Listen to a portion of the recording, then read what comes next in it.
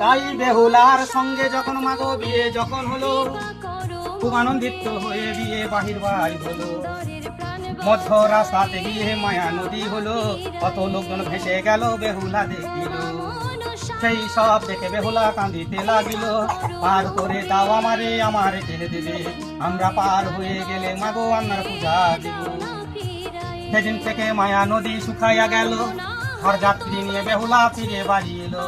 হাতের সাথে হাতের নয়া ফুল তুলতে যায়, চাঁদের বাগান বাড়িতে ফুল তুলে তাই। ডান হাতেতে সাজ বেহুলা, বাঁ হাতে বেল পাতা, শিবের মাথায় পুষ্প দিতে মনসা বাড়াই মাথা। তাই সেদিন থেকে মা মনসার রাগ হয়ে গেল, কালে না বলে তখন ডেকেছিল।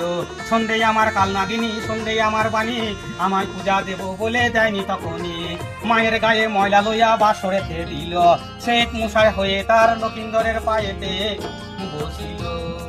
চাঁদ সূর্য 12 বসতি সাক্ষী থাকো তোমরা, এবার আমি লক্ষিন্দরকে দংশন করেছি। জ্বলে গেল পুড়ে গেল আমার অঙ্গ কানা, ওঠোই ওঠোই ও বেহুলা চেয়ে যে দেখো না।